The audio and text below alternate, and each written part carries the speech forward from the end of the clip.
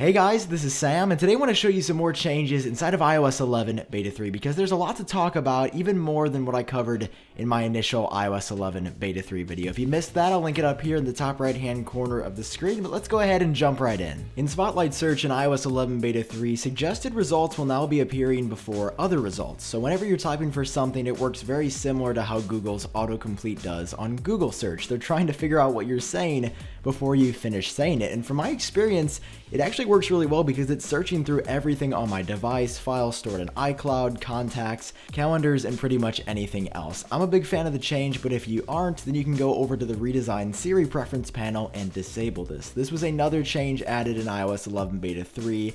These settings in here are a whole lot different, just the way that they're organized has been changed a little bit in this beta, so Siri settings look a little bit different, but nothing too crazy. Now, Siri also saw some expanded support for new voices in iOS 11 Beta 3, which include Brazilian Portuguese, Canadian French, Chinese, Dutch, English, Japanese, Mexican Spanish, and Swedish. While we're still inside of the Settings app, let's go ahead and take a look at a couple of other features in iOS 11 Beta 3 as well. So if we head over to Safari, Advanced, and hidden in here under experimental features, we're seeing some new options again.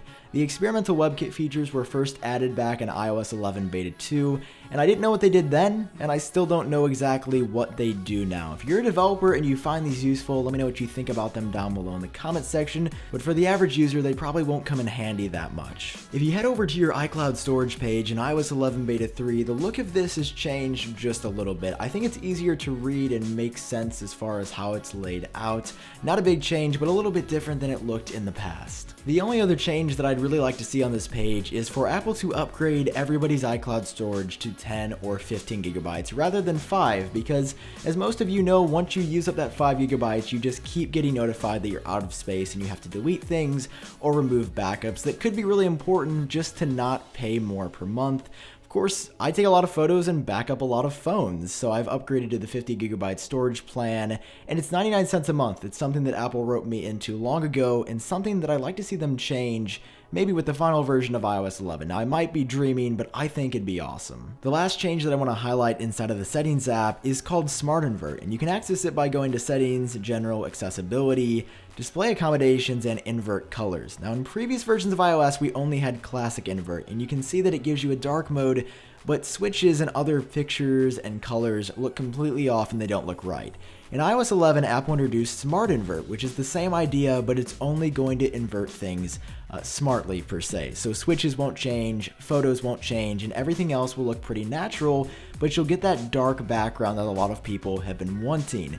The problem is it doesn't work perfectly across the board, but I have noticed that Apple has been paying more attention to this in iOS betas. Like every single time, it's getting just a little bit better. Now, because it's a beta, it's still pretty glitchy. Like if you go on the lock screen, you can see it flash in and out of the Classic Invert and the Smart Invert, and the clock is dark when it's really supposed to be white. But the point I'm trying to make is that Apple is really spending some time trying to perfect this setting, and it could be that dark mode that people have been wanting for a really long time. So as this develops through future iOS 11 betas, I'll be sure to keep you all in the loop, but something that I really wanted to make a mention of, because if it turns out to be a dark mode, it's going to be pretty sweet. Moving on to these last three changes in iOS 11 Beta 3, if you double tap the home button to take a look at the app switcher, it looks a little bit different than before, and I've had a really hard time pinning my finger on exactly what changed, but I definitely know that it does look different. If you head over to the Health application, graphs have a completely new look. To me, they look a lot more detailed, which should help you read and understand your health data easier than before. While these do look a little bit more complicated than these simpler graphs,